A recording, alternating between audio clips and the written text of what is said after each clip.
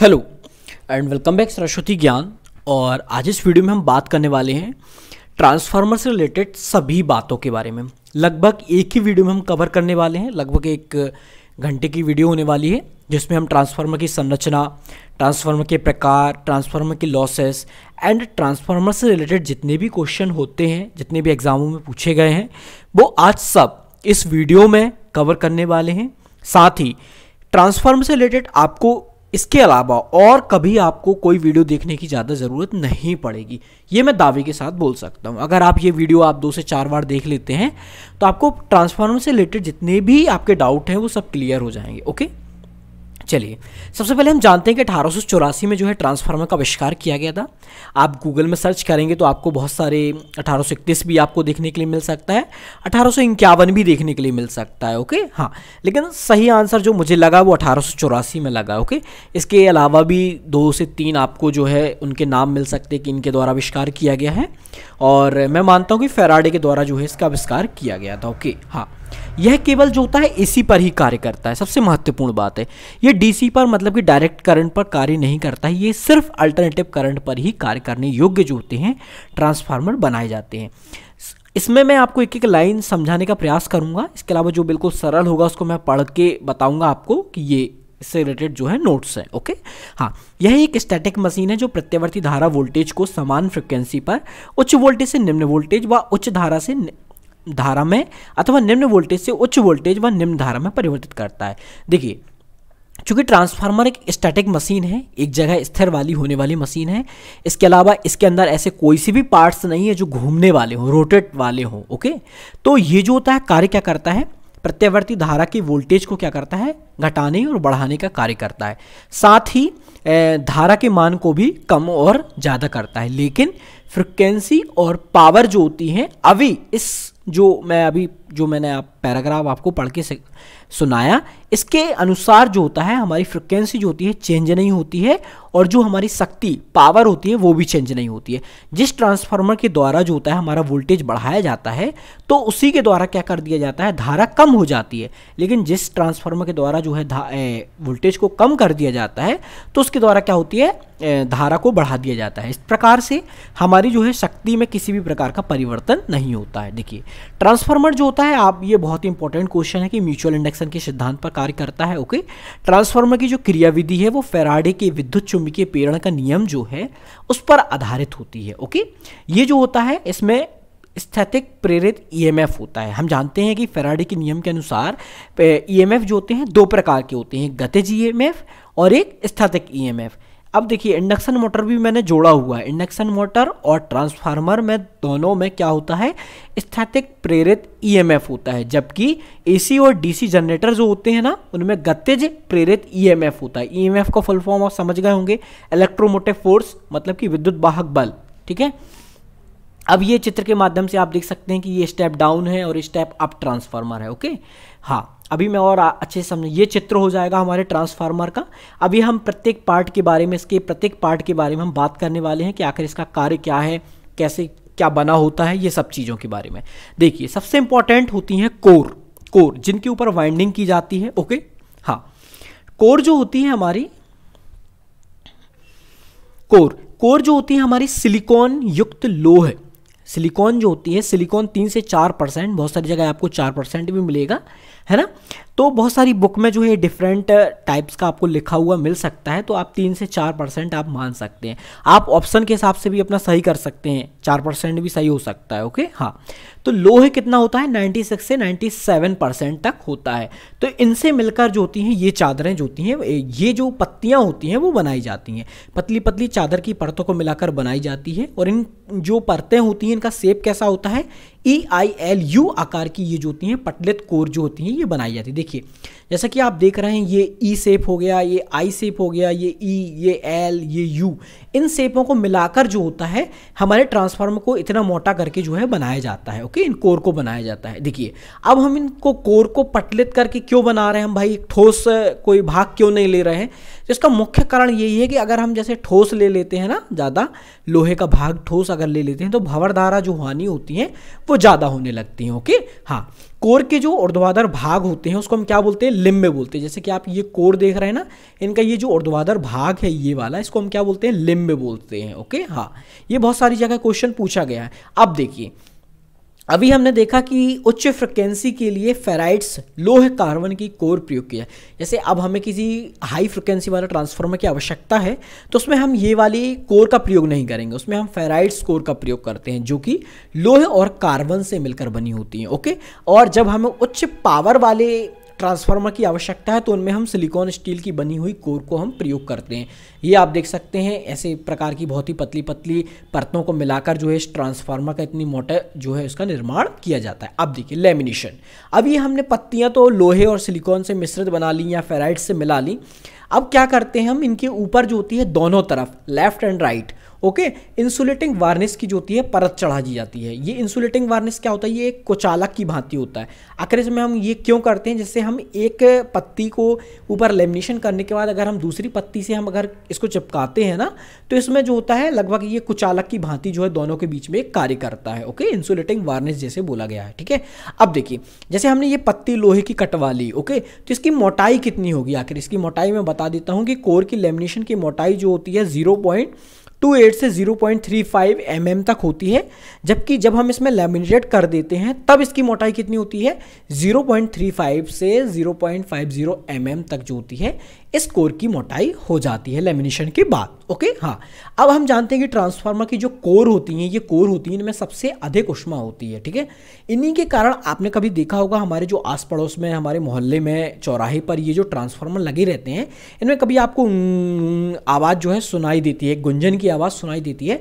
इसका मुख्य कारण यही होता है कि जो हमारी जो लेमिनेशन है, ये जो इन परतों को जोड़ जोड़ कर बनाया गया है, तो इनमें कभी एयर गैप रह जाता है या इनकी जो कोर की लेमिनेशंस जो होती है वो ढीली हो जाती है, जिसके कारण जो होती है ये गुंजन ध्वनि जो सुनाई देती है। जैसे हम इस ध्वनि को क्या बोलते हैं, हम चुंबकीय विरूपण बोल सकते हैं या मैग्नेटोस्ट्रिक्शन जैसे हम बोल सकते हैं। ढीली होने को हम क्या बोल सकते हैं, चुंबकीय विरूपण या मैग्नेटोस्ट्रिक्शन हम बोल सकते हैं। आजकल क्या होते हैं, पावर ट्रांसफार्मर में हम किस प्रकार के लैमिनेशन का प्रयोग करते हैं, तो CRGO, जिसका फुल फॉर्म होता है cold rolled grain oriented. Okay हाँ, इससे क्या होता है, इससे एडी लॉसेस और हिस्टेरेसिस लॉसेस जो होते हैं हमारे कम हो जाते हैं। चलिए अब मैं बात करता हूं कि ब्रीदर के बारे में। आखिर ब्रीदर होता क्या है, देखिए ये जो आप चित्र में देख सकते हैं, ये जो लगा हुआ है ना, ये ब्रीदर लिखा हुआ है, ये ब्रीदर जो होता है इससे कनेक्ट होता है, किससे, कंजर्वेटर टैंक से कनेक्ट होता है। ओके हाँ, ब्रीदर जो होता है, इसको ब्रीदर को ट्रांसफार्मर का हार्ट कहा जाता है, इसको ट्रांसफार्मर की नाक भी बोल सकते हैं। क्यों, क्योंकि इसी के अंदर से जो होती है, ट्रांसफार्मर के अंदर जो है हवा अंदर बाहर होती है। ओके हाँ, अब देखिए ट्रांसफार्मर की जो ब्रीदर है, ब्रीदर के अंदर आप देख सकते हैं कि सिलिका जेली भरी होती है। जैसे कि आपने ये देखा, ये कंजर्वेटर टैंक है, कंजर्वेटर से टैंक से ही कनेक्ट हमारा कौन सी चीज़ है, ब्रीदर। अब ब्रीदर में ये लगा हुआ है हमारी ये सिलिका जेल, नीली कलर की आप देख रहे हैं, ये सिलिका जेल भरी होती है। ओके हाँ, और नीचे जो होता है ये छोटा सा आप देख रहे हैं, यहाँ पे तेल भरा होता है। अब मैं दोनों का यूज़ बताता हूँ कि आखिर इनका उपयोग क्या होता है। ओके, अब देखिए सिलिका जेली भरी होती है जो हवा से नमी को अवशोषित करती है, नमी सोखने के बाद इसको सैचुरेटेड सिलिका जेल कही जाती है। देखिए हम जानते हैं कि नॉर्मली हवा में जो होती है नमी होती है, तो अगर ये नमी युक्त हवा अगर हमारे ट्रांसफार्मर के अंदर जाएगी तो ये हमारे ट्रांसफार्मर को जो है नुकसान पहुंचाती है। इसलिए हम क्या करते हैं, सिलिका जेली भर देते हैं, तो सिलिका जेली जो है नमी को अवशोषित कर लेती है। अब देखिए हम जानते हैं कि वायु में जो होते हैं धूल के कण भी होते हैं, तो इन धूल के कण जो है ट्रांसफार्मर में ना पहुंचे, इसलिए नीचे जो है तेल भर दिया जाता है, तो तेल जो होता है, धूल कण जो होते हैं तेल से चिपक जाते हैं। ओके हाँ, अब देखिए सिलिका जेली का जो हमारा रासायनिक नाम क्या हो सकता है, कोबाल्ट क्लोराइड जो है सिलिका जेल को बोलते हैं। अब देखिए ये बहुत सारा कन्फ्यूज़न है इसमें कि आखिर फ्रेश सिलिका जेल कैसी होती है एंड नमी सूखने के बाद कैसी हो जाती है। तो मेरे हिसाब से फ्रेश सिलिका जेल जो होती है नीली कलर की होती है, जैसा कि आपने चित्र में भी देखा कि फ्रेश सिलिका जेल जो है हमें नीले कलर की दिख रही है, लेकिन जब ये नमी सोख लेती है तो ये लाइट पिंक कलर इसका हो जाता है। बहुत सारी जगह आपको फ्रेश सिलिका जेल में नीला बैगनी कलर भी आपको यहाँ पे देखने के लिए मिल सकता है। ओके हाँ, फिर इसको क्या करते हैं, अगर हमको इसको जैसे इसने नमी सोख ली है, अब हम इसको फिर से यूज़ करना चाहते हैं तो हम कैसे करेंगे, इसको जो है 130 डिग्री सेल्सियस से 150 डिग्री सेल्सियस तक क्या करते हैं, हम इसको गर्म करते हैं, तो ये जो होती है हम इसको फिर से यूज़ कर सकते हैं। लेकिन ये करने के लिए आपको ध्यान रखना है कि 180 डिग्री सेल्सियस तक गर्म नहीं करना है। इससे क्या होती है, उसकी जो सोखने की क्षमता है ना वो खत्म हो जाती है। ओके हाँ, अब देखिए कंजर्वेटर टैंक, जो कि मैंने बताया कि ये जो बड़ा सा टैंक लगा है ये कंजर्वेटर टैंक होता है। इसमें नॉर्मली क्या होता है, ऑयल भरा होता है। इसे हम कितना भरते हैं, आधा भरते हैं, और अधिकतम जो होता है 75% या 3/4 तक ही इसको जो है ऑयल भरा जाता है। इसको हम क्या बोलते हैं, एक्सपेंशन टैंक भी इसको हम बोल सकते हैं। ओके हाँ, ट्रांसफार्मर जो होता है उसमें का क्षय जो होता है संवहन के द्वारा होता है।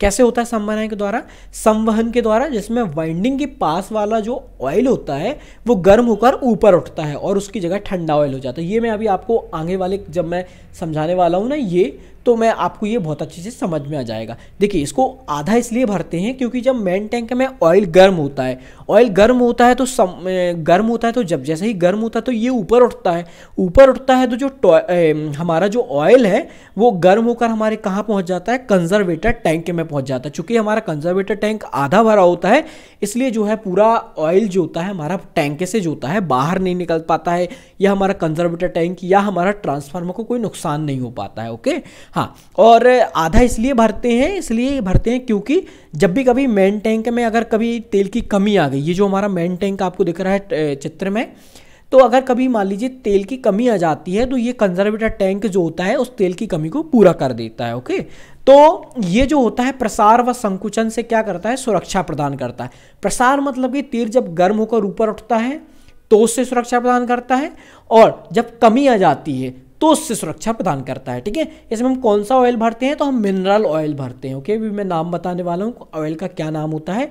ट्रांसफार्मर का मुख्यतः उपयोग ट्रांसफार्मर में किसकी चीज़ के लिए करते हैं, कूलिंग एवं इंसुलेशन के लिए हम ऑयल का प्रयोग करते हैं। अगर आपको ये डायग्राम आपकी वीडियो में अच्छे से क्लियरली नहीं दिख रहे हैं तो आप थोड़ा सा वीडियो की अपनी क्वालिटी बढ़ा लीजिए तो आपको ये पूरी चीज़ें जो है बिल्कुल क्लियरली दिखने लगेंगी। देखिए ऑयल का सामान्यतः उपयोग किस लिए किया जाता है, कूलिंग के लिए, इंसुलेशन के लिए, लुब्रिकेशन के लिए। क्या लुब्रिकेशन मतलब कि होता है स्नेहक के रूप में हम अगर करते हैं ऐसे किसी मशीन में जहाँ पर कुछ घूमने वाले पार्ट होते हैं। चूँकि हमारे ट्रांसफार्मर में ऐसी कोई सी चीज़ नहीं है जो घूमने वाली हो, तो इसलिए लुब्रिकेशन का कोई उपयोग नहीं होता यहाँ पर। ओके, तो ऑयल का सामान्यतः कूलिंग और इंसुलेशन में हम प्रयोग करते हैं। यह एक पीले रंग का पारदर्शी होता है जो विद्युत का कुचालक होता है। इसको जो होता है मेन टैंक में भरा जाता है। ओके, ट्रांसफार्मर उसी के अंदर जो होते हैं हम कोर और उसके ऊपर वाइंडिंग करके जो है ये सबको रखा जाता है। देखिए इसमें जो होता है नाम मात्र पानी 8 ppm मतलब कि पार्ट पर मिलियन होना चाहिए। अधिकतम कितना हो सकता है, 35 ppm होना चाहिए। इसकी डाइलेक्ट्रिक स्ट्रेंथ मतलब कि जो इसका कुचालकता होती है वो कितनी होती है, 33 किलोवोल्ट जिसे हम बोल सकते हैं। बहुत सारी जगह आपको 35 भी मिल सकता है, अराउंड में आप इसको ले सकते हैं। ओके, 33 किलोवोल्ट या 35 किलोवोल्ट। ओके हाँ, अब देखिए इसकी जो ऑयल होता है ना, ऑयल की हम टेस्टिंग किसके द्वारा करते हैं, ASTM American standard testing material से की जाती है। अब ट्रांसफार्मर के ऑयल को ठंडा करने की जो विधि होती है उसको हम क्या बोलते हैं, थर्मोशाइपन विधि बोलते हैं। ओके हाँ, इसमें हवा से ठंडा किया जाता है जिसके लिए सेंट्रीफ्यूगल क्या करते हैं, हम पंप लगाते हैं। अभी हम थोड़ा सा आगे जाके आप इन सब के बारे में हम बात करने वाले हैं। जैसा कि आप ये चित्र में देख रहे हैं कि ये जो एक ये मीटर लगा हुआ है इसको हम क्या बोलते हैं, एमओजी। एमओजी का मतलब होता है मैग्नेटिक ऑयल गेज। ये जो होता है हमारे कंजर्वेटर और मेन टैंक के बीच के जो ऑयल होता है उसकी उपस्थिति को दर्शाता है। ओके हाँ, 1000 वोल्ट तक प्रयोग होने वाले जो परिणामित्र होते हैं वो वायु द्वारा शीतलित होते हैं। मतलब कि 1 kV तक के जो ट्रांसफार्मर होते हैं वो सामान्यतः वायु द्वारा शीतलित होते हैं। ये वायु द्वारा शीतलित जो ट्रांसफार्मर होते हैं वो सामान्यतः हमारे जैसे कि आप देख सकते हैं टीवी रिसीवर, रेडियो रिसीवर वगैरह में, स्टेबलाइजर में आप देख सकते हैं वो छोटे छोटे से ट्रांसफार्मर जो लगे रहते हैं वो उनमें ये जो कंजर्वेटर दिख रहा है, एमओजी दिख रहा है, ब्रीदर दिखेगा, बकोल्स रिले दिखेंगी, ये सब आपको वहां पर देखने के लिए नहीं मिलेंगी। ओके हाँ, लेकिन 1 kV से ज़्यादा की वोल्टेज पर लाइन पर जो प्रयोग किए जाते हैं ट्रांसफार्मर वो जो होते हैं हमेशा जो होते हैं वो ऑयल द्वारा शीतलित किए जाते हैं। ओके हाँ, तो वायु द्वारा जो शीतलित होते हैं उनमें जो होते हैं क्या क्या नहीं होता है, कंजर्वेटर नहीं होता है, ब्रीदर नहीं होता है, बकोल्स रिले, इनका कोई उपयोग नहीं क्योंकि ये सिर्फ ऑयल के लिए ही लगाए जाते हैं। ओके हाँ, अब देखते हैं हम OLG ऑयल लेवल गेज। इससे देखकर पता लगाते हैं कि कितना ऑयल बचा हुआ है। ये भी जो है ट्रांसफार्मर में लगा होता है। ओके, अब हम देखते हैं कि नेफ्थलिक ऑयल क्या लिखा है, नेफ्थेनिक ऑयल जो होता है हमारे लो करंट ट्रांसफार्मर मतलब कि हाई वोल्टेज ट्रांसफार्मर के लिए उपयोग करते हैं, और पैराफिनिक ऑयल जो होते हैं हमारे हाई करंट ट्रांसफार्मर के लिए प्रयोग करते हैं। ओके, डीजीए टेस्ट क्या होता है, डिसॉल्व गैस एनालिसिस। जब हमारा ऑयल जो होता है गर्म होता है तो गर्म होने पर उसमें बहुत सारी गैसें उत्पन्न होती हैं, और जब ठंडा हो जाता है ऑयल तो वो गैसें जो होती हैं उसी में मिल जाती हैं। तो इसके लिए जो टेस्ट होता है उसको हम क्या बोलते हैं, डीजीए टेस्ट बोलते हैं। ओके, हाँ। अब देखिए वाइंडिंग, हम जानते हैं ये वाइंडिंग जो होती है, ये वाइंडिंग जो होती है कोर के ऊपर लपेट कर बनाई जाती है। ओके, ये हमेशा जो होती है कॉपर की बनाई जाती है। ये जो हम बोल सकते हैं कि इसकी ये साइड वाली जो लेफ्ट साइड वाली है उसको हम प्राइमरी वाइंडिंग बोलते हैं, एंड ये जो बाजू वाली जो होती है इसको हम सेकेंडरी वाइंडिंग बोलते हैं। ओके, तो प्राइमरी जो वाइंडिंग होती है इसको हम किससे कनेक्ट करते हैं, इसको हम सप्लाई से कनेक्ट करते हैं, और इसमें क्या होता है, सेल्फ इंडक्शन होता है। जबकि हमारी जो सेकेंडरी वाइंडिंग होती है उसको हम लोड से कनेक्ट करते हैं, और इसमें जो होता है हमारा म्यूचुअल इंडक्शन होता है। ये बातें बहुत ही महत्वपूर्ण है। ओके, हाँ। ये जो फॉर्मूला है आपने अपनी बुक में, जो आपने इलेक्ट्रॉनिक्स मैकेनिक की बुक या इलेक्ट्रिशियन की जो भी बुक आप यूज़ कर रहे हैं, आप पढ़ रहे हैं, उसमें आप ये फॉर्मूला देख सकते हैं जहाँ पर VS/VP लिखा हुआ है एंड इक्वल टू NS/NP लिखा हुआ है। VS का मतलब क्या होता है, वोल्टेज, सेकेंडरी का वोल्टेज अपॉन प्राइमरी का वोल्टेज, एंड सेकेंडरी की टर्न एंड प्राइमरी की टर्न, एंड उल्टा हो जाता है करंट IP/IS हो जाता है। ओके, ये जो महत्वपूर्ण चीज़ है कि एक ऑटो ट्रांसफार्मर जो होता है, स्वपरिणामित्र जो होता है, वो उसकी प्राइमरी और सेकेंडरी वाइंडिंग जो होती है एक साथ विद्युतीय एवं चुंबकीय रूप से जुड़ी होती है, लेकिन जो हमारा सामान्य ट्रांसफार्मर होता है ना, वो सिर्फ चुंबकीय रूप से जुड़ी होती है। जैसे कि आप ये चित्र में देख सकते हैं, ये जो हमारा ट्रांसफार्मर है ना, इसमें किसी भी प्रकार की आपको दिख रहा है कि प्राइमरी से सेकेंडरी कनेक्ट नहीं है। ओके, मतलब कि विद्युतीय रूप से किसी भी प्रकार कनेक्ट नहीं है ना, ये हमारा सामान्य। लेकिन जो हमारा स्वपरिणामित्र होता है ना, ऑटो ट्रांसफार्मर जिसे हम बोल सकते हैं, वो हमारा विद्युतीय रूप से भी कनेक्ट होता है। ओके, अगर आपको ये वीडियो अच्छी लग रही है, मेरे समझाने का तरीका अच्छा लग रहा है, नोट्स अच्छे लग रहे हैं, तो वीडियो को शेयर कीजिए एंड चैनल को सब्सक्राइब कीजिए। ओके, रेडिएटर, इसको हम क्या बोलते हैं, कूलिंग फिन्स भी बोलते हैं, कूलिंग ट्यूब्स भी बोलते हैं, ट्रांसफार्मर रेडिएटर भी बोलते हैं। यह ट्रांसफार्मर का जो होता है मुख्य भाग होता है। इसका मुख्य कार्य ये होता है कि ट्रांसफार्मर का जो ऑयल होता है ना, उसको ठंडा करने का काम होता है। अब मैं बिल्कुल शॉर्ट में आपको बता देता हूँ कि ये रेडिएटर होता है, ये रेडिएटर का काम ही ऑयल को ठंडा करना होता है। देखिए, ये जो हमारा ये चित्र बना हुआ है ना, यहाँ पे आप देख सकते हैं ये जो पार्ट दिख रही हैं आपको, ये आयताकार शेप दिख रही है 1 2 3, इन्हीं को हम रेडिएटर या कूलिंग फिन्स बोलते हैं। आखिर इनका उपयोग क्या होता है, जैसे कि ये जो होता है ना, ये वाला मेन टैंक कहलाता है। इस मेन टैंक में क्या होता है, हमारा ऑयल भरा होता है। जैसे कि मैंने बताया, जब ऑयल गर्म होता है तो कंजर्वेटर टैंक तक पहुँच जाता है। ओके, यहाँ तक पहुँच जाता है। लेकिन जब बहुत ज़्यादा गर्म होता है तो कभी कभी क्या होता है, ये फटने के उस पर भी हो सकता है। कभी कभी मान लीजिए ज़्यादा गर्म हो जाए, हमारा ट्रांसफार्मर नुकसान हो सकता है। इसलिए क्या होता है, ये जो पत्तियां होती हैं ना, ये एक बार ऊपर से मेन टैंक से जुड़ी होती हैं और नीचे से भी मेन टैंक से जुड़ी होती हैं। देखिए, जब ट्रांसफार्मर का ऑयल गर्म होता है तो ये इसके माध्यम से, पाइप के माध्यम से यहाँ ऊपर आ जाता है, इन पत्तियों में आ जाता है। इन पत्तियों में 3 जो आपको इस साइड दिख रही हैं, 3 उस साइड भी हो जाएंगी। ओके, 6 हो जाएंगी। जब यहाँ पे ऑयल आ जाता है तो ये धीरे धीरे हवा के संपर्क में जब आता है ऑयल, तो यहाँ से ठंडा होकर ये नीचे पहुँच जाता है यहाँ से। ओके, जब ठंडा होने के बाद ये मेन टैंक में फिर से पहुँच जाता है। तो यही लिखा हुआ है यहाँ पर कि ये इनका कार्य क्या होता है, रेडिएटर के ब्लेड्स में ज़्यादातर हिस्सा जो होता है बाहरी हवा के संपर्क में होता है, जिसकी वजह से जो ऑयल जो होता है वो ठंडा हो जाता है। ओके, चलिए अब हम बात करते हैं एक्सप्लोजन वेंट की बात करते हैं। आखिर देखिए, सबसे पहले देख लीजिए आप, एक्सप्लोजन वेंट ये होता है। ओके, एक्सप्लोजन वेंट क्या होता है, ये जो होता है एक बहुत ही, इसका जो मुंह वाला ये हिस्सा दिख रहा है ना, ये बहुत ही कम गलनांक वाली धातु से बंद रहता है। जैसे ही जब ऑयल जो होता है कभी गर्म होता है, ये मान लीजिए कभी हमारा कंजर्वेटर टैंक भी भर गया पूरा, और मान लीजिए यहाँ से ठंडा नहीं हो रहा है इनकी मदद से हमारे, है ना, तो हम यहाँ पे क्या कर देते हैं, कभी कभी गर्म होकर ये एक्सप्लोजन वेंट की सहायता से हम उस गर्म ऑयल को क्या कर देते हैं, बाहर निकाल देते हैं। ये यहाँ पर भी लिखा हुआ है कि कमज़ोर धातु से उसको मुंह को बनाया जाता है। जब ज़्यादा गर्म ऑयल हो जाता है तो वह फट जाती है और ट्रांसफार्मर को इससे कोई नुकसान नहीं पहुँचता है। ओके, हाँ। अब बात करते हैं बखोल्ज रिले के बारे में। यह सबसे महत्वपूर्ण चीज़ है। बखोल्ज रिले केवल और केवल ट्रांसफार्मर में ही प्रयोग की जाती है। यह कंजर्वेटर और ऑयल टैंक के बीच में लगी रहती है। देखिए, ये हमारा कंजर्वेटर टैंक हो गया, ये हमारा मेन टैंक हो गया। इसके बीच में आप ये देख सकते हैं वकोल्स रिले लगी हुई है। ओके हाँ, इसका मुख्य कार्य क्या होता है, जब भी तेल जो होता है हमारे लेवल से कम हो जाता है या ज़्यादा हो जाता है, ओके, तो ये क्या करती है, रिले अलार्म जनरेट करती है। साथ ही क्या करती है, साथ ही शॉर्ट सर्किट अर्थ फॉल्ट से भी सुरक्षा प्रदान करती है। इसमें जो स्विच लगा रहता है वह पारा का बना होता है और यह एक गैस प्रचालित रिले होती है।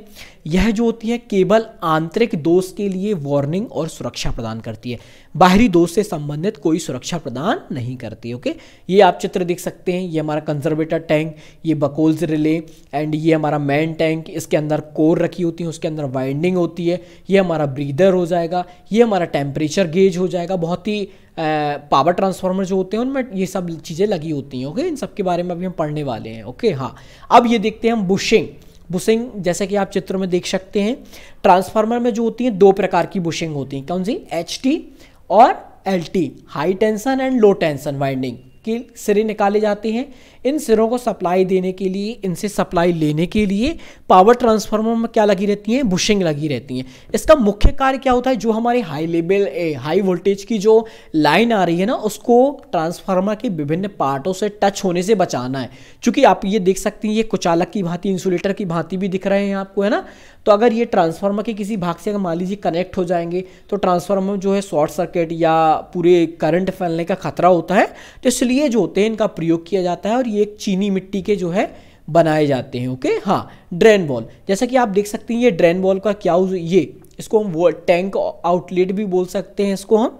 इसका उपयोग क्या होता है, जब हमें ऑयल को चेंज या चेक करना होता है या फिल्टर करना होता है तब इसका ड्रेन वॉल्व का हम प्रयोग करते हैं। अब ये देखिए, इन पंखों के बारे में भी हम पढ़ने वाले हैं। आखिर इनका यूज क्या होता है, इनको हम बोलते हैं कूलिंग फैन। ओके, जब हाई वोल्टेज के बहुत ज़्यादा पावर के ट्रांसफार्मर होते हैं ना, तो हमारा हम जो पंखे ये यूज़ कर रहे थे, ये जैसे कि मैंने ऊपर बताया हुआ है कि ये जो हमने रेडिएटर प्रयोग किए हैं ना, कूलिंग फिन्स, इनसे ठंडा हो रहा था अब ये ऑयल हमारा।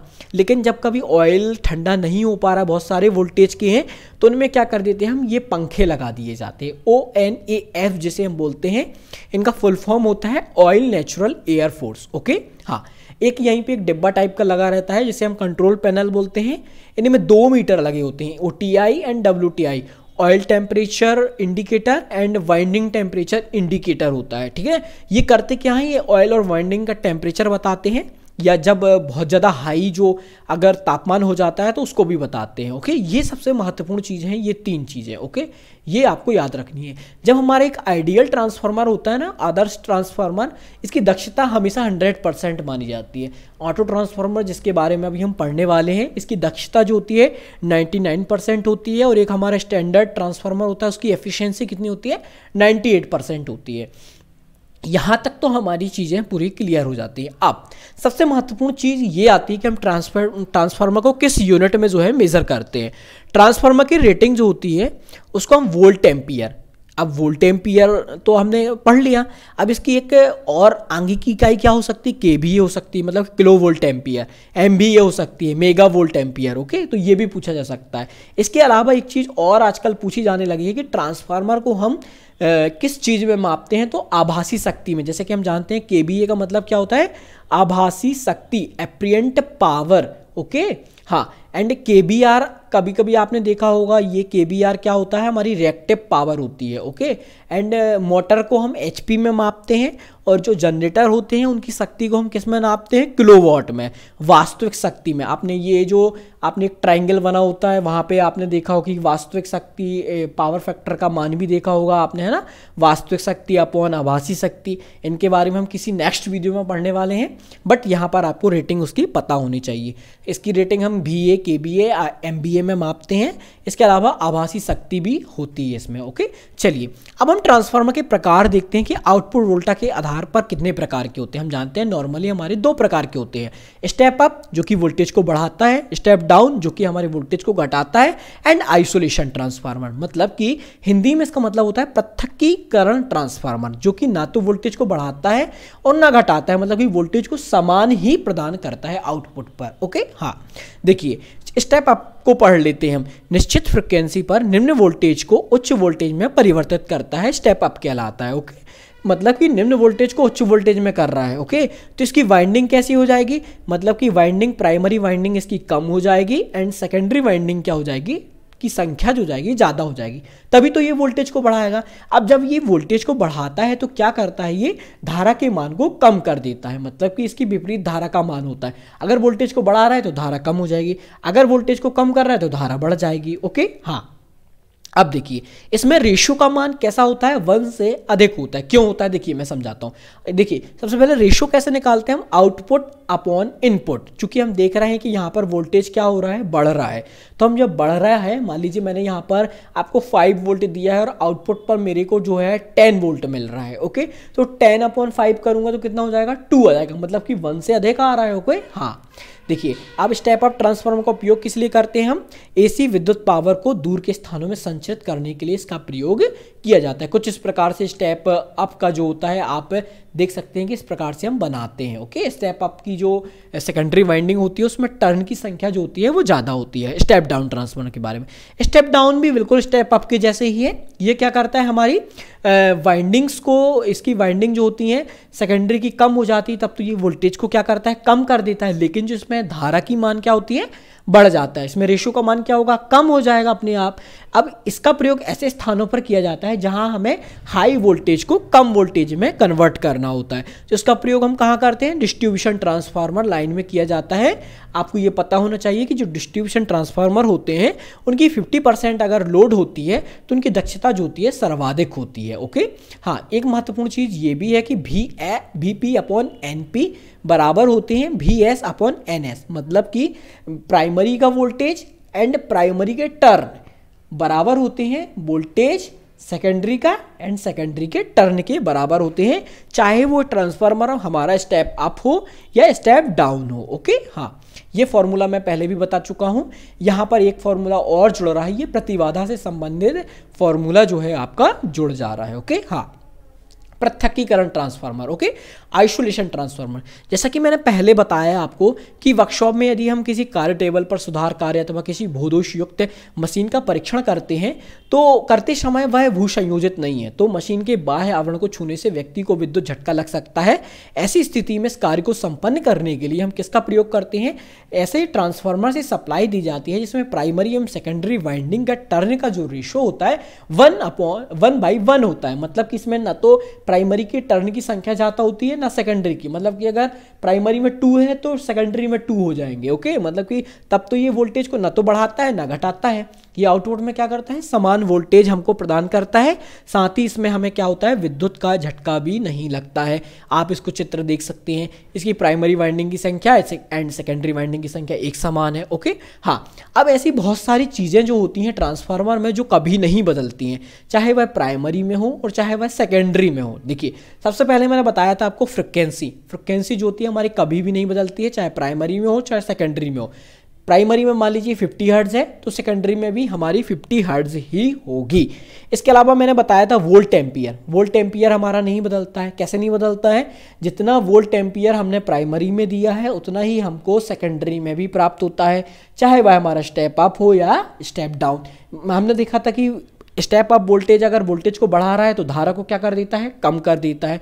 मतलब कि हमारी जो वोल्ट एम्पियर जितना इनपुट में था उतना ही हमें आउटपुट पर भी मिलता है।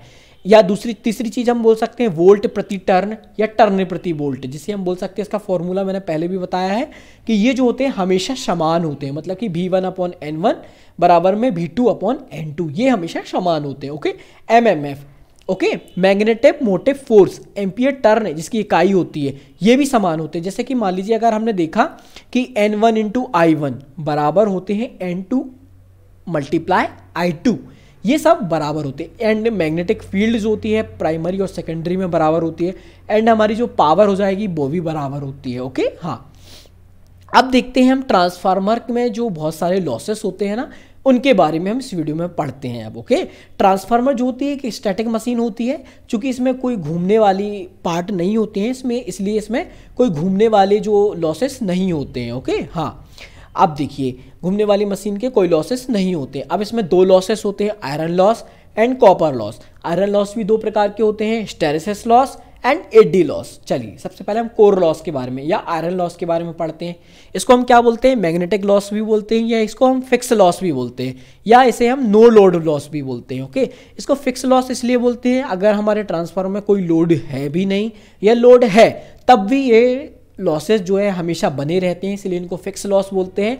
और नो लोड पर भी ये हानि होती है, इसलिए इसे हम नो लोड लॉस भी बोलते हैं। ओके, चलिए अब देखिए हिस्टेरेसिस लॉस मतलब कि साइथिल्य हानि के बारे में जानते हैं हम कि एसी के कारण जो होती है चुंबकीय फ्लक्स में दिशा परिवर्तन से ट्रांसफार्मर कोर धातु परतों के अणु पहले एक दिशा में फिर दूसरी दिशा में चुंबकित होते हैं। इससे क्या होता है, हमारी ऊर्जा का कुछ भाग जो होता है व्यय हो जाता है, इसी को हम क्या बोलते हैं, हिस्टेरेसिस लॉस कहते हैं। ओके, यह ऊर्जा जो होती है अणुओं के घर्षण के कारण उष्मा में परिवर्तित हो जाती है, जिससे क्या हो जाती है, हमारी कोर जो होती है गर्म होने लगती है। अब इसको कर्म ये क्या किस किस पर निर्भर करता है हिस्टेरेसिस लॉस, तो ये करता है हमारी सप्लाई लाइन की फ्रिक्वेंसी पर, मतलब कि VH जो होता है फ्रिक्वेंसी के अनुक्रमानुपाती होता है, एंड चुंबकीय कोर या कोर के अधिकतम फ्लक्स मतलब कि Vmax पर भी निर्भर करता है और पदार्थ के आयतन पर भी निर्भर करता है। ओके, हाँ अब देखिए मतलब कि यहाँ पर क्या हो रहा है, हमारी सप्लाई लाइन के फ्रिक्वेंसी की ये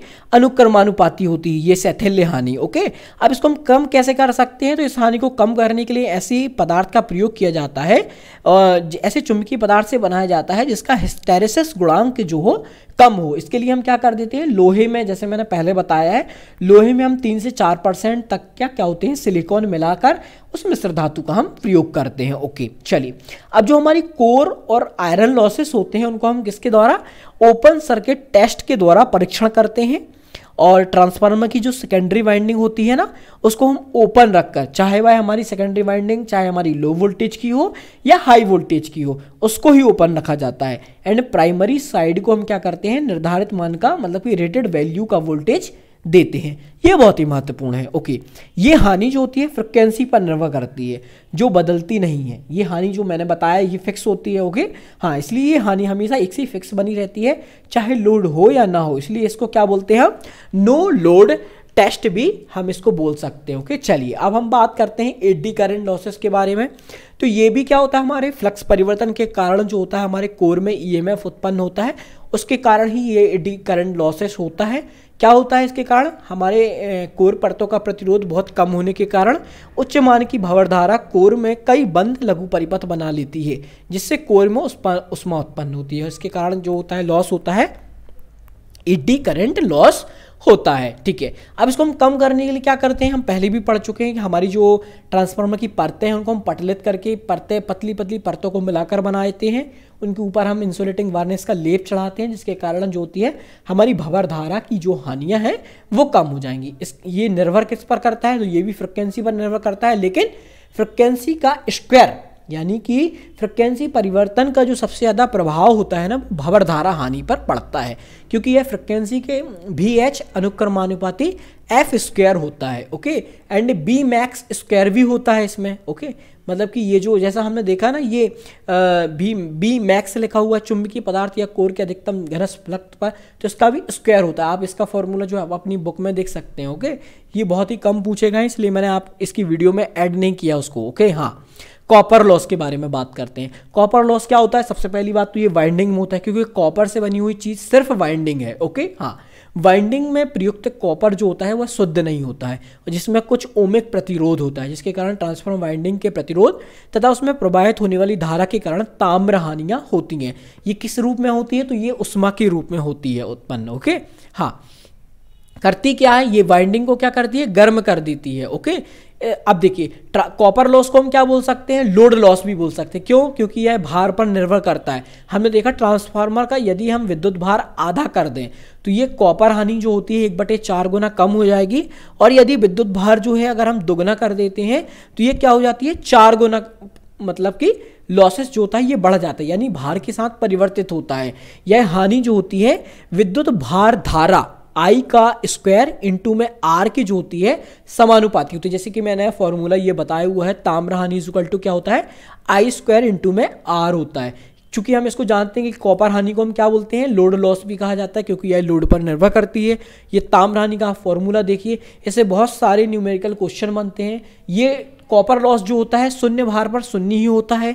इसमें भार के हिसाब से जो होता है वर्गानुपात में परिवर्तन होता है। कैसे वर्गानुपात में, मतलब कि अगर हमने भार आधा कर दिया तो ये वर्ग के अनुपात में जो है 1/4 हो गई। ओके, जब हमने भार को दुगना कर दिया तो ये 4 गुना हो गई। मतलब इसमें परिवर्तन कैसा हो रहा है, वर्गानुपात। अब इसको कम करने के लिए हम क्या करते हैं, तो जो प्राइमरी और सेकेंडरी की वाइंडिंग होती है ना, उसमें हम क्या करते हैं, तांबे के मोटे तार का प्रयोग करके इस हानि को कम किया जा सकता है। अच्छा, इसको मेजर कैसे करते हैं, इसको परीक्षण कैसे करते हैं, तो कॉपर लॉस का परीक्षण जो होता है हम शॉर्ट सर्किट के द्वारा, टेस्ट के द्वारा किया जाता है। ओके, अब देखिए कॉपर लॉस, शॉर्ट सर्किट, ये आप याद रखें। ओके, जो हमारी कोर लॉस, आयरन लॉसेस थी, हम उसको ओपन सर्किट के द्वारा परीक्षण कर रहे थे। देखिए अब देखिए हमेशा कहाँ किया जाता है, तो ये हमेशा लो वोल्टेज साइड वाइंडिंग की जाती है। अब लो वोल्टेज साइड प्राइमरी भी हो सकती है या सेकेंडरी भी हो सकती है। ओके, जबकि हमने यहाँ पर क्या पढ़ा था हमने कि ये जो होता है हमारा परीक्षण हमेशा सेकेंडरी साइड को ओपन रखकर जो है इसको किया जाता है, जबकि ये हमेशा लोड साइड पर, लो वोल्टेज साइड पर जो है ये किया जाता है। अब शॉर्ट करके किया जाता है। इनपुट में हाई वोल्टेज साइड का केवल कितना देते हैं, 5%, 5 से 10% ही देते हैं, जबकि टेस्ट जो होता है हाई वोल्टेज साइड जो होता है ये किया जाता है। देखिए ये बहुत ही महत्वपूर्ण चीज़ है। हमारे ट्रांसफार्मर में 2 प्रकार की हानियाँ हमने देखी, लोहे हानि एंड कॉपर हानि। तो ट्रांसफार्मर की दक्षता अधिकतम तभी होती है जब लोहे हानि और कॉपर हानि जो है एक समान होती हैं, तभी दक्षता को जो है ट्रांसफार्मर की दक्षता जो है अधिकतम मानी जाती है। यही चीज़ लिखा हुआ है। ट्रांसफार्मर की दक्षता हम कैसे निकालते हैं, आउटपुट अपॉन इनपुट इंटू 100, अगर हमें परसेंट में निकालना है। इसके अलावा भी बहुत सारी हानियाँ हो सकती हैं ट्रांसफार्मर में, लेकिन मुख्यतः ये दोनों प्रकार की हानियाँ ही हमारी बुक्स में पढ़ाई जाती हैं। एक स्टेरे लॉस जिसे हम बोल सकते हैं, जैसे कि चुंबकीय फ्लक्स के रिसाव के कारण जो हानि होती होगी उसको हम ये लॉसेस बोल सकते हैं। एंड डाइलेक्ट्रिक लॉस, देखिए ट्रांसफार्मर में ऐसे बहुत सारे पदार्थ हैं, जैसे कि हमने देखा बुशिंग, जो कि एक इंसुलेटर की भांति हम उपयोग कर रहे हैं, तो उनके कारण भी ट्रांसफार्मर में कुछ हानियाँ होती होंगी। तो उनसे होने वाली हानियों को हम क्या बोल सकते हैं, डाइलेक्ट्रिक लॉसेस बोल सकते हैं। ओके, चलिए अब एक और ट्रांसफार्मर का मुख्य ट्रांसफार्मर का प्रकार आ गया, पावर ट्रांसफार्मर। पावर ट्रांसफार्मर क्या होता है, ये जो होता है 33 किलोवोल्ट से ऊपर, मतलब कि 33,000 वोल्ट से ऊपर पर ऑपरेट होते हैं, जैसे कि 66 kilovolt and 110 kilovolt, 132 kilovolt, 400 kilovolt, 765 kilovolt. Okay, power transformer जो होते हैं स्टेप अप भी हो सकते हैं एंड स्टेप डाउन भी हो सकते हैं, ये दोनों प्रकार के होते हैं। ओके, ये आपको याद रखना है। हाँ, ये दोनों प्रकार के होते हैं, और ये जो होते हैं दोनों प्रकार के होते हैं, ये किस चीज़ के लिए उपयोग किए जाते हैं, ट्रांसमिशन एवं रिसीविंग में प्रयोग किए जाते हैं। इनकी दक्षता कब 100% होती है, तो इनकी 100% दक्षता जो होती है फुल लोड पर ज़्यादा होती है। इनके कनेक्शन हम जो होते हैं स्टार से डेल्टा और डेल्टा से स्टार में किए जाते हैं। अब नेक्स्ट वीडियो में बताऊंगा आखिर स्टार और डेल्टा कैसे होते हैं, अभी नॉर्मली आप इनके बारे में पढ़ लीजिए। ओके, हाँ, विद्युत पावर को विद्युत पावर जनरेटिंग स्टेशन से विद्युत वितरण उपकेंद्रों तक पहुंचाने के लिए 11 किलोवोल्ट से 132, 220, 440 किलोवोल्ट में स्टेप अप किया जाता है।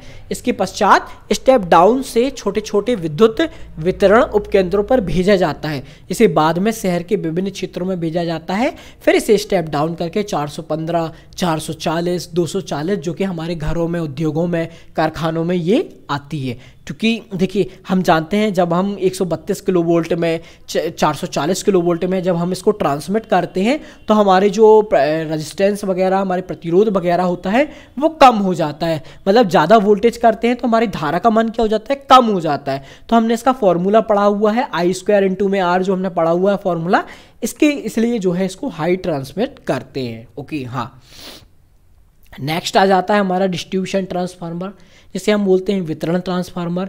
जो 33 किलोवोल्ट से नीचे के ट्रांसफार्मर होते हैं ना, उनको हम बोलते हैं डिस्ट्रीब्यूशन, जबकि 33 किलोवोल्ट से ऊपर के जो होते हैं उनको हम पावर ट्रांसफार्मर बोलते हैं, जैसे कि 11 kilovolt, 6.6 kilovolt, 3.3 kilovolt, 415 volt, 220 volt, ये सब जो होते हैं हमारे डिस्ट्रीब्यूशन ट्रांसफार्मर के अंतर्गत आते हैं। यही एक स्टेप डाउन ट्रांसफार्मर होता है। डिस्ट्रीब्यूशन ट्रांसफार्मर जो होता है वो 50% लोड पर इसकी दक्षता जो होती है अधिकतम होती है। इसको हमेशा जो होते हैं, ये बहुत ही इंपॉर्टेंट है कि इसको हमेशा, इसके कनेक्शन जो होते हैं हमेशा डेल्टा और स्टार में ही किए जाते हैं, ये आप याद रखें। इसका हमेशा जो होता है डेल्टा से स्टार में जो होता है किया जाता है, ओके, ये आप याद रखें। हाँ, अब transformer based on their number of faces, face के आधार पर भी ट्रांसफार्मर दो प्रकार के होते हैं, सिंगल फेस एंड 3 फेस। ऐसे ट्रांसफार्मर जो 250 वोल्ट तक कार्य करते हैं वो सिंगल फेस के ट्रांसफार्मर कहलाते हैं, या एक फेज युक्त एसी सप्लाई पर कार्य करने वाले ट्रांसफार्मर सिंगल फेस कहलाते हैं। ये आमतौर पर हमारे घरेलू उपकरण जैसे कि TV receiver, voltage stabiliser, inverter आदि में प्रयोग किए जाते हैं। जो 3 फेज ट्रांसफार्मर होते हैं ना, वो 3 प्राइमरी और 3 सेकेंडरी वाइंडिंग होती है। इसमें कितनी होती हैं? 3 प्राइमरी एंड 3 सेकेंडरी वाइंडिंग इनमें होती हैं, और इनका प्रयोग जो होता है विद्युत उत्पादन केंद्रों पर उत्पन्न की गई 11 किलो वोल्ट तक की एसी को 66, 110, मतलब कि जो हमारा पावर ट्रांसफार्मर था ना उनका, वो 3 फेज ट्रांसफार्मर होते हैं, ओके। हाँ, 440 किलो वोल्ट तक स्टेप अप करके पारेषण जो होता है, पारेषण मतलब कि भेजना, ओके, के लिए किया जाता है। इसके अलावा डिस्ट्रीब्यूशन ट्रांसफार्मर भी जो होते हैं 11 किलो वोल्ट 400 वोल्ट के स्टेप डाउन ट्रांसफार्मर भी जो होते हैं 3 फेज प्रकार के ही होते हैं, ओके। हाँ, चलिए अब हम बात करते हैं इंस्ट्रूमेंट ट्रांसफार्मर के बारे में। ये भी बहुत ही इंपॉर्टेंट है हमारे लिए कि इंस्ट्रूमेंट ट्रांसफार्मर आखिर इनका उपयोग क्या होता है। ये जो होते हैं इनका उपयोग करते हैं, इन ट्रांसफार्मर का उपयोग एसी परिपथ में ऐसी जगह पर करते हैं जहां हमको हाई वोल्टेज और हाई करंट जो होता है मेजर करना होता है, ओके। तो धारा परिणामित्र मतलब कि करंट ट्रांसफार्मर के बारे में हम पढ़ लेते हैं। जो उच्च धारा सर्किट में उच्च धारा मापने के लिए किया जाता है तो ट्रांसफार्मर का, तो आखिर ये ट्रांसफार्मर सिटी जो होता है इसको हम स्टेप अप ट्रांसफार्मर बोलते हैं, जो कि वोल्टेज को बढ़ाता है और करंट को कम करता है। चूंकि हमें करंट को ही मेजर करना है इसलिए करंट को क्या कर रहा है, ये कम कर रहा है। इससे ऐसे याद रख सकते हैं आप, ओके। ये वोल्टेज को बढ़ाता है एंड करंट को क्या कर देता है, कम कर देता है, इसलिए धारा को कम करता है। इसकी सेकेंडरी वाइंडिंग की जो रेटिंग होती है 1 से 5 एम्पियर तक होती है। अब देखिए, अब नॉर्मली मैं चित्र से समझाऊंगा आपको।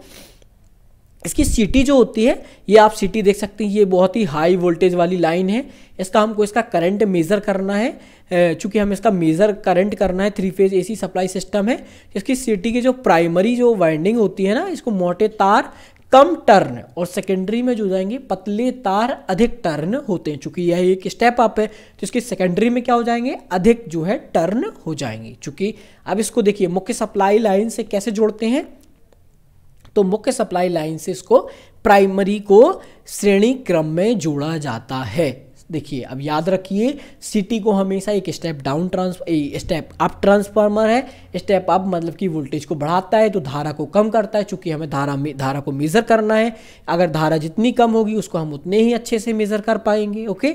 हाँ, अब देखिए इसकी सेकेंडरी में जो होता है एक स्विच भी लगा सकते हैं हम। इसकी जगह पर सेकेंडरी में एक एमीटर भी लगा रहता है जिसकी सहायता से जो होते हैं करंट का मेज़र कर लेते हैं। अब हम इतने हाई करंट का मेज़र कैसे कर लेते हैं, ये एक चित्र और देख सकते हैं, ओके। देखिए इसकी प्राइमरी में मान लीजिए 1 टर्न और सेकेंडरी में क्या होगा है, मान लीजिए n टर्न हो, तो सेकेंडरी में धारा का मान जो हो जाएगा, प्राइमरी में धारा के मान का कितना होता है, 1/n होता है। मान लीजिए 10 है उसमें, हम उदाहरण के तौर पर समझ रहे हैं, 10 मान लीजिए टर्न है उसमें, और सेकेंडरी में कितने टर्न हो जाएंगे, तो ज़्यादा टर्न हो जाएंगे, उसमें 20 टर्न हो गए मान लीजिए, तो कितना हो जाएगा, 1/2। धारा का मान कितना हो जाएगा, 1/2 हो जाएगा, ठीक है। जहाँ कहीं भी धारा का मान अधिक होने से हम सीधे मापक, यानी देखिए अमीटर से हम सीधे इतनी हाई करंट को मेज़र नहीं कर सकते हैं, इसलिए सीटी का प्रयोग कर रहे हैं, ठीक है। जहाँ कहीं भी धारा का मान अधिक होने से सीधे मापक यंत्र द्वारा जो है अमीटर से मापना जो होता है अव्यवहारिक होता है, वहाँ हम सीटी का प्रयोग करते हैं, ओके। हाँ, सीटी जो होती है अधिक परिणाम की धारा के समानुपाती जो होता है कम परिणाम की धारा देता है, जिससे किसी अमीटर में सीधे जोड़कर धारा का मान बढ़ा जा सकता है, ओके। देखिए जब प्राइमरी परिपथ में धारा प्रवाहित हो रही हो तब सेकेंडरी वाइंडिंग के सिरों के समानांतर में संयोजित एमीटर को हमें अलग नहीं करना चाहिए, क्योंकि सेकेंडरी वाइंडिंग के सिरों पर अत्यधिक वोल्टेज उत्पन्न होता है, जिससे धारा परिणामित्र पर कार्य करने वाले व्यक्ति के लिए घातक हो सकता है।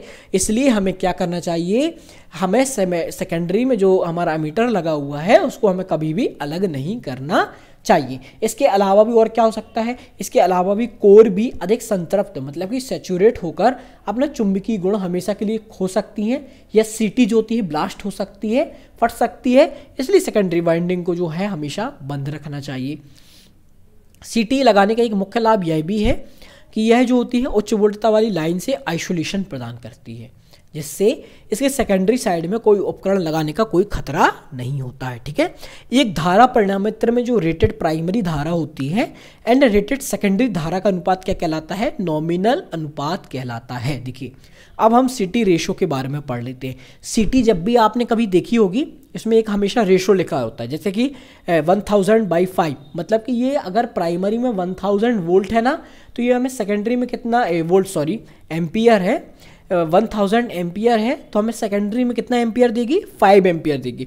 5 एम्पियर तो हम नॉर्मली एमीटर से मतलब कि मेज़र कर सकते हैं। ओके, अब लिखा हुआ है 3200 एम्पियर 5, तो 3200 को किस में चेंज कर रही है, 5 में कर रही है। ओके हाँ, अब देखिए 100/5 और 100/1, देखिए पहले भी मैं बता चुका हूँ सीटी जो होती है 1 एम्पियर और 5 एम्पियर की होती हैं। ओके, सीटी और मेजरिंग डिवाइस के बीच 10 मीटर की दूरी हो तो हम सीटी का प्रयोग करते हैं, और यदि 10 मीटर से दूरी अधिक हो तो हम 100/1 सीटी का प्रयोग करते हैं। अब देखिए, अब हमें वास्तविक धारा कभी कभी दे देते हैं, न्यूमेरिकल क्वेश्चन में वास्तविक धारा मान लीजिए हमें निकालना है, CTR मतलब कि करंट ट्रांसफार्मर रेशो मान लीजिए हमें दे दिया है, और एमीटर की रीडिंग हमें दे दी है, तो हमारी वास्तविक लाइन धारा हम निकाल सकते हैं। ये फॉर्मूला होता है हमारा। ओके, इसी की मदद से हम निकाल सकते हैं। ओके सॉरी, यूजेस, इनका यूज़ किस लिए किया जाता है, एमीटर मीटर में सीटी का प्रयोग किया जाता है, एम्पियर मीटर में, वाट मीटर में, चूंकि वाट मीटर में तो पीटी का प्रयोग भी किया जाता है, एनर्जी मीटर में भी इसका प्रयोग किया जाता है। इसके अलावा मीटरिंग में भी हम इनका प्रयोग कर सकते हैं, साथ ही प्रोटेक्शन सुरक्षा में भी इसका प्रयोग किया जाता है। ओके हाँ, अब आती है हमारी सीबीसीटी। सीबीसीटी क्या होती है उसी के बारे में, कोर बैलेंस करंट ट्रांसफार्मर। ये क्या होती है, अर्थ फॉल्ट रिले के साथ लगती है ये सीबीसीटी। इसकी कार्यप्रणाली जो होती है हमारे घरों में जो हम देखते हैं ना, ELCB या RCCB या RCD जो वगैरह हम लगाते हैं ना, इनकी कार्यप्रणाली की बिल्कुल समान होती है। और ELCB क्या करती है, अर्थ लीकेज सर्किट ब्रेकर। इसके नाम से ही पता चल रहा है कि जो कि हमारे घर में जो सप्लाई चल रही है उसके अर्थ लीकेज जो हो रहा है उससे सुरक्षा प्रदान करता है। ELCB का ही जो नवीनतम रूप है, परिवर्तित रूप है, वो RCCB है, residual current circuit breaker. RCD क्या हो जाएगा, रेसिडुअल करंट डिवाइस हो जाएंगी। ये सब इनकी कार्यप्रणाली जो होती है CBCT के बराबर होती है। ओके, अब हम बात करते हैं पोटेंशियल ट्रांसफार्मर, मतलब कि वोल्टेजता या विभव परिणामित्र के बारे में। आप देखिए, ये भी बिल्कुल सिटी के बिल्कुल विपरीत है। ये क्या करेगी, उच्च वोल्टेज मापने के लिए प्रयोग करेंगे। उच्च वोल्टेज मापने के लिए प्रयोग करेंगे तो ये जो विभव परिणामित्र है वो हमारा क्या हो जाएगा, स्टेप डाउन ट्रांसफार्मर हो जाएगा, क्योंकि हमें भाई हाई वोल्टेज को मेजर करना है तो सेकेंडरी में हमें कैसा चाहिए, कम वोल्टेज चाहिए। तो ये क्या करते हैं हम, इसकी जो पीटी की जो प्राइमरी वाइंडिंग होती है इसको हम मुख्य सप्लाई से समानांतर में जोड़ते हैं। अब चूंकि ये स्टेप डाउन ट्रांसफार्मर है तो इसकी प्राइमरी में अधिक टर्न होंगे, सेकेंडरी में कम टर्न होंगे। अब देखिए, सेकेंडरी में जो होता है ये दोनों सिरों के मध्य में हम क्या कर देते हैं, कम प्रास का वोल्ट मीटर जो होता है 0 से 110 वोल्ट हम इसमें लगा देते हैं। ओके, इसको हम क्या बोलते हैं, डिस्ट्रीब्यूशन ट्रांसफार्मर भी बोलते हैं। जैसा कि मैं पहले बता चुका हूँ, डिस्ट्रीब्यूशन ट्रांसफार्मर को हमेशा डेल्टा और स्टार में हम जोड़ते हैं। अब देखिए, ये हमारा वोल्टेज पीटी हो गया हमारा, ये हमारी प्राइमरी वाइंडिंग हो गई, ये हमारा हाई वोल्टेज लाइन हो गई, ये हमारा जो है सेकेंडरी साइड हो गई। तो यहाँ पर हमारा जो वोल्ट मीटर लगा हुआ है 0 से 110 वोल्ट का, इसमें हम यहाँ पर मेजर कर देते हैं। ये जो होता है हमारे हाई वोल्टेज को कम वोल्टेज में कन्वर्ट करके हमको देता है। ओके हाँ, अब हम बात करते हैं सीटी और पीटी की जो सेकेंडरी की रेटिंग होती है वो 3 फेज में कितनी होती है, 5 एम्पियर एंड 110 वोल्ट होती है, जबकि 1 फेज में कितनी होती है, 1 एम्पियर से 100 वोल्ट होती है। ये बहुत इंपॉर्टेंट है ऑटो ट्रांसफार्मर की, जिसके बारे में हम पहले पढ़ चुके हैं कि इसमें केवल एक ही वाइंडिंग होती है। यह सेल्फ इंडक्शन के सिद्धांत पर काम करता है। इसकी जो प्राइमरी और सेकेंडरी वाइंडिंग होती है वो विद्युतीय और चुंबकीय दोनों रूपों से जुड़ी होती हैं, जबकि जो हमारा सामान्य ट्रांसफार्मर होता है वो सिर्फ चुंबकीय रूप से जुड़ा होता है। ओके, चूंकि हम देखते हैं कि मेन ट्रांसफार्मर की प्राइमरी और सेकेंडरी वाइंडिंग एक दूसरे से कनेक्ट नहीं होती हैं, इसलिए उनके बीच जो प्रतिरोध होता है वो अनंत होता है। ओके, देखिए एक और बात करते हैं हम वेल्डिंग ट्रांसफार्मर के बारे में। ओके, यह भी एक स्टेप डाउन ट्रांसफार्मर होता है। आपने अपने घरों में, मोहल्लों में, कारखानों में देखा होगा, जब भी कभी आपके यहाँ पे कभी वेल्डिंग का काम चलता होगा तो वो एक ट्रांसफार्मर लेके आते हैं। ट्रांसफार्मर, उसी को हम क्या बोलते हैं, वेल्डिंग ट्रांसफार्मर। ओके, यह जो होता है एसी लाइन पर काम करने वाला एक ट्रांसफार्मर होता है जो कि वेल्डिंग कार्य के लिए किया जाता है। ओके, जो कि हमारे घरों में आपको पता होगा कि 230 से 240 वोल्ट सप्लाई आती है। उस सप्लाई को क्या करता है, ये उस वोल्टेज को क्या करता है, 230 वोल्टेज या 240 वोल्टेज सप्लाई की निर्बल विद्युत धारा को क्या करता है, निर्बल विद्युत धारा, निर्बल मतलब कि कमजोर विद्युत धारा को 30 से 80 वोल्ट की उच्च विद्युत धारा में परिवर्तित करता है। चूंकि ये स्टेप डाउन है तो वोल्टेज को क्या करेगा, घटाएगा, लेकिन धारा को क्या करेगा, बढ़ाएगा। तो वेल्डिंग में कौन सा ट्रांसफार्मर हम यूज करते हैं, स्टेप डाउन ट्रांसफार्मर यूज करते हैं। इसमें बहुत सारी आपने टेपिंग्स देखी होंगी, वो 3-4 आपको लगी हुई देखी होंगी। कभी वो इसमें लगाते हैं, कभी वो वेल्डिंग का कार्य करते हैं, कभी उनको जैसे वोल्टेज के हिसाब से वो अलग अलग होती है। ओके, हाँ, ट्रांसफार्मर के वोल्टेज के मान को परिवर्तित करने के लिए लगाई जाती हैं टेपिंग्स। जब वोल्टेज का मान अधिक हो तो भिन्न भिन्न मान की वोल्टेज प्राप्त करने के लिए टेपिंग्स लगाती हैं। टेपिंग जो होती हैं हाई वोल्टेज साइड के फेज के मध्य से निकालते हैं। इसके अलावा भी आप अगर नए कारखाने में, बहुत अच्छे कारखाने में जाएंगे तो वहाँ पर आपको इन टेपिंग्स की जगह पर आपको रोटरी जो है स्विच भी देखने के लिए मिल सकता है इन वोल्टेज को बदलने के लिए। देखिए, अब देखते हैं हमारे कोर टाइप्स परिणाम मित्र। देखिए, सबसे पहले संरचना के आधार पर हमारे परिणाम मित्र होते हैं 3 प्रकार के, core type, shell type and berry type. Core type जो होते हैं हमेशा 3 फेज प्रकार के ट्रांसफार्मर होते हैं। इनका चूंकि वाइंडिंग अलग अलग भुजाओं पर होने के कारण मैग्नेट का मार्ग जो होता है लंबा होता जाता है, जिससे कोर प्रकार के ट्रांसफार्मर में क्या होता है, फ्लक्स लीकेज जो होता है ज़्यादा होता है। और क्योंकि प्राइमरी वाइंडिंग से सेकेंडरी वाइंडिंग तक फ्लक्स पूरा का पूरा उपयोग नहीं हो पाता है, इसलिए इनकी दक्षता भी क्या हो जाती है, कम हो जाती है। देखिए, अब मैं पूरी चीज़ आपको चित्र के माध्यम से समझाने वाला हूँ। ओके, हाँ, देखिए ये प्राइमरी वाइंडिंग हो गई इनकी, ये सेकेंडरी वाइंडिंग हो गई। चूंकि यहाँ से फ्लक्स यहाँ तक जाएगा तो कुछ ना कुछ बीच में लॉस तो होगा, इसलिए फ्लक्स लीकेज क्या होता है, ज़्यादा होता है इसमें। ओके, मैग्नेटिक का मार्ग कितना हो जाता है, लंबा हो जाता है। देखिए, अब देखिए इसमें फलक कितने होते हैं, आप फलक मतलब कि लिम्ब, मैंने बताया ये एक भुजा हो गई, ये एक भुजा हो गई, मतलब कि कितनी भुजाएं हो गई, 2 भुजाएं हो गई। इनमें चुंबकीय पथ मतलब कि ये जो मार्ग है ये एक ही मार्ग होता है, यहाँ से ही जा सकते हैं, तो पथ कितना होता है, 1 होता है। अब इसमें कोर जो होती हैं कौन सी प्रयोग की जाती हैं, तो वो कोर प्रयोग की जाती है एल कोर। कैसे, आप देख सकते हैं ये एक एल दिख रहा है आपको, ये एक एल दिख रहा है आपको, तो ये एल कोर के माध्यम से बनती है। इसमें किस प्रकार की वाइंडिंग की जाती है, तो इसमें सन केंद्रीय टाइप की वाइंडिंग की जाती है।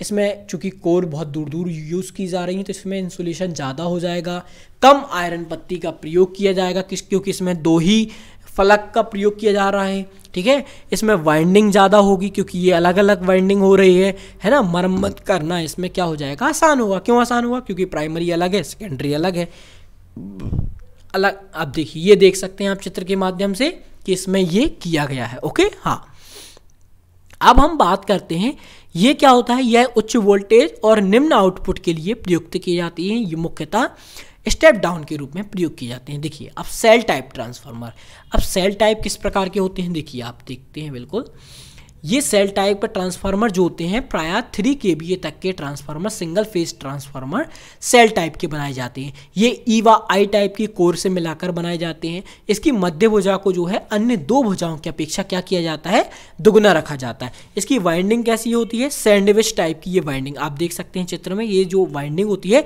सैंडविच वाइंडिंग होती है। अब देखिए, ये जो एक भुजा ये हो गई, एक भुजा ये हो गई, एक भुजा ये हो गई, मतलब इसमें कितनी भुजाएं होती हैं, 3 भुजाएं होती हैं। इसमें जो वाइंडिंग की जाती है वो एक के ऊपर एक की जाती है। जैसे आप इस चित्र के माध्यम से देख रहे हैं ना, ये हमारी लो वोल्टेज साइड वाइंडिंग हो गई, उसके ऊपर जो है high voltage side high voltage वाली वाइंडिंग हो गई है ना।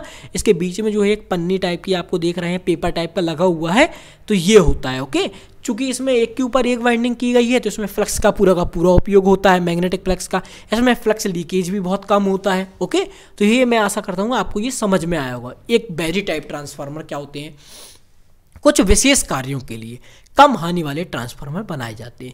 इनमें अनेक चुंबकीय पथ होते हैं, साथ ही चुंबकीय लीकेज भी बहुत कम होता है। इनकी बनावट जो होती है कैसी होती है, असमतल। आप ये देख सकते हैं इनकी बनावट कैसी होती है, असमतल होती है। ये बहुत बड़े ट्रांसफार्मर होते हैं। इनकी कैपेसिटी जो होती है बहुत ज़्यादा होती है। इनकी कोर की विशिष्ट संरचना के कारण जो होती है वाइंडिंग की ऊष्मा का विकिरण होता है, जिससे अन्य ट्रांसफार्मर की अपेक्षा ये जो होते हैं बहुत ठंडे होते हैं, ज़्यादा गर्म नहीं होते हैं। इनकी जो आप लेमिनेटेड कोर की जो बीच वाली भुजा देख रहे हैं आप, ये कैसी होती है, बेलनाकार होती है। तो मैं आशा करता हूँ कि आपको ये ट्रांसफार्मर का प्रकार भी आपको समझ में आया होगा। चलिए अब ट्रांसफार्मर के पावर फैक्टर से संबंधित कुछ क्वेश्चन हम समझ लेते हैं। देखिए ट्रांसफार्मर में पावर फैक्टर कितने प्रकार का हो सकता है। देखिए नो लोड पर जब ट्रांसफार्मर का पावर फैक्टर कितना होता है, देखिए अभी मैं इस वीडियो में आपको पावर फैक्टर नहीं समझा रहा हूँ, लेकिन ट्रांसफार्मर से रिलेटेड जितने भी इंपॉर्टेंट क्वेश्चन है वो इस वीडियो में मैं समझा रहा हूँ, जो भी पूछे गए हैं। तो नो लोड पर कितना होता है, 0.1 से 0.2 लैग होता है, लैगिंग। ओके, एंड जब हमारा लोड होता है तो वो लोड पर निर्भर करता है कि कितना हमारा पावर फैक्टर होगा। ठीक है, अब देखिए 3 फेज जब हम वाइंडिंग करते हैं, कनेक्शन करते हैं तो ट्रांसफार्मर के, तो जब हमारा ये जो वाई वाई आप देख रहे हैं ना, इसको हम बोलते हैं स्टार स्टार। ओके, या स्टार स्टार बोलते हैं, या जब हमारा ये स्टार एक ऐसा बना हुआ है और दूसरा उल्टा बना हुआ है, मान लीजिए ये वाई वाला हिस्सा जो है नीचे बना हुआ है, तब इनके वोल्ट के बीच कोणीय विस्थापन कितना हो जाए। जब वाई वाई मतलब कि स्टार स्टार जो होंगे उनका कोणीय विस्थापन 0 होगा और ये हाई वोल्टेज में प्रयोग किए जाते हैं, ये वाली कनेक्शन। ओके, एंड जब हमारा स्टार और दूसरा हमारा उल्टा स्टार बना हुआ है तो वो हम 180 डिग्री उनके बीच कोणीय विस्थापन होता है। और ऐसे ट्रांसफार्मर का प्रयोग, ऐसी चीज़ों का प्रयोग हम कहाँ करते हैं, हाई पावर वाले ट्रांसफार्मर में करते हैं। जब हमारा ये जो होता है हमारा डेल्टा और डेल्टा ऐसे यूज़ करते हैं तो उसमें 0 डिग्री होता है ना। और ऐसे ट्रांसफार्मर का प्रयोग हम लो वोल्टेज वाले ट्रांसफार्मर में करते हैं। और जब हमारा ऐसा उल्टा हो जाता है, एक डेल्टा सीधा एक उल्टा हो जाता है, तो ये हाई पावर वाले ट्रांसफार्मर में करते हैं और डिग्री कितनी हो जाती है, कोणीय विस्थापन 180 डिग्री हो जाता है। देखिए जब डेल्टा स्टार हो तो नहीं, स्टार और डेल्टा हो तो हम स्टेप अप ट्रांसफार्मर का प्रयोग करते हैं जिसके बीच कोणीय विस्थापन 30 डिग्री होता है, या डेल्टा स्टार हो ओके माइनस में 30 डिग्री हो तो स्टेप डाउन डिस्ट्रीब्यूशन ट्रांसफार्मर। देखिए या तो हमारा स्टार डेल्टा हो या डेल्टा स्टार हो, ठीक है। अब ये प्लस और माइनस वाला 30 वाला ये किस पर निर्भर करता है, तो ये निर्भर करता है किन किन टर्मिनलों को उस समय शॉर्ट किया गया है, इस पर निर्भर करता है, क्योंकि ये घड़ी के 11 बजे या 1 बजे की पोजीशन दर्शाते हैं, तब ऐसा होता है। ओके हाँ, एक बहुत ही इंपॉर्टेंट चीज है स्कॉट कनेक्शन, या जिसे हम बोलते हैं टीटी कनेक्शन। जब हमें कभी 2 फेज को 3 फेज में या 3 फेज को 2 फेज में बदलना होता है ना, तो हम स्कॉट कनेक्शन का प्रयोग करते हैं। ओके इसमें क्या होता है, एक फेज के 2 ट्रांसफार्मर होते हैं जिनका नाम क्या होता है, मेन ट्रांसफार्मर, और दूसरे का नाम होता है टीजर ट्रांसफार्मर। टीजर ट्रांसफार्मर के जो होते हैं 86.6% भाग से क्या होता है, हमारा फेज निकलता है। ये बहुत ही इंपॉर्टेंट क्वेश्चन है, डीएमआरसी में पूछा जा चुका है। अब ट्रांसफार्मर से रिलेटेड हम कुछ क्वेश्चन के बारे में बात कर लेते हैं कि यदि नो लोड पर एक ट्रांसफार्मर होता है तो उसके द्वारा फुल लोड की लगभग 2 से 5% जो होती है धारा ली जाती है। यदि यही क्वेश्चन इंडक्शन मोटर में पूछ लिया जाए तो उसका आंसर हो जाएगा 30 से 40 डिग्री, मतलब कि नो लोड पर उसके द्वारा कितनी धारा ली जाएगी। अगर ट्रांसफार्मर है तो 2 से 5%, और यदि इंडक्शन मोटर है तो 30 से 40 डिग्री। ओके यहाँ तक आप समझ में आए। ट्रांसफार्मर की नो लोड पर करंट आरोपित वोल्टेज से 75 लैग करती है। नो लोड पर पावर फैक्टर मैंने बताया 0.1 से 0.2 लैग होता है। पावर इनपुट जो होती है आयरन लॉस के बराबर होता है। देखिए अगर हमें ट्रांसफार्मर की दक्षता कभी रेगुलेशन ज्ञात करने के लिए हम क्या करते हैं, संपन्नर टेस्ट किया जाता है। उसका नाम क्या है, संपन्नर टेस्ट। इसको हम और क्या बोल सकते हैं, बैक टू बैक टेस्ट भी बोलते हैं।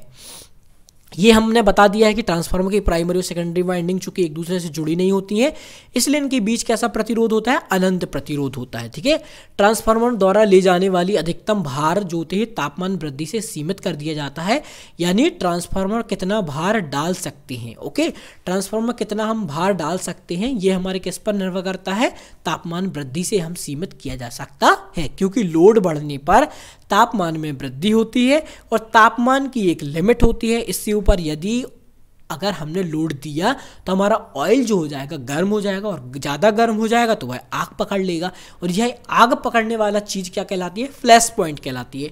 ट्रांसफार्मर का फ्लैश पॉइंट जो होता है 140 डिग्री सेल्सियस होता है। ठीक है, यहाँ तक ओके। देखिए, ट्रांसफार्मर की फ्रिक्वेंसी अगर बढ़ जाती है, जैसे मान लीजिए 50 हर्ट्ज था, उसके बाद हो गई 60 हर्ट्ज, तो उसका क्या हो जाता है, ट्रांसफार्मर का साइज क्या हो जाता है, छोटा हो जाता है। मतलब कि जितनी ज़्यादा फ्रिक्वेंसी उतना ही कम उसका साइज हो जाएगा। जैसे कि मैंने एक क्वेश्चन दिया हुआ है 5 kVA 50 हर्ट्ज, 5 kVA 100 हर्ट्ज, इनमें आप देख सकते हैं कि कौन सा ट्रांसफार्मर सबसे छोटा है, तो जिसकी सबसे ज़्यादा फ्रिक्वेंसी होगी वही ट्रांसफार्मर सबसे छोटा होगा। देखिए, इंडक्शन मोटर और ट्रांसफार्मर एक मुख्य अंतर होता है कि प्रेरण मोटर जो होती है इलेक्ट्रिसिटी को उपयोग करती है, जबकि ट्रांसफार्मर जो होता है सिर्फ ट्रांसफर करता है, उसका उपयोग नहीं करता है। तो ये थे कुछ इंपॉर्टेंट क्वेश्चन हमारे ट्रांसफार्मर से रिलेटेड। अगर आपको ये वीडियो अच्छी लगती है तो वीडियो को लाइक कीजिए और चैनल को सब्सक्राइब कीजिए, हमारे सरस्वती ज्ञान चैनल को सब्सक्राइब कीजिए, इस वीडियो को शेयर कीजिए। जय हिंद दोस्तों।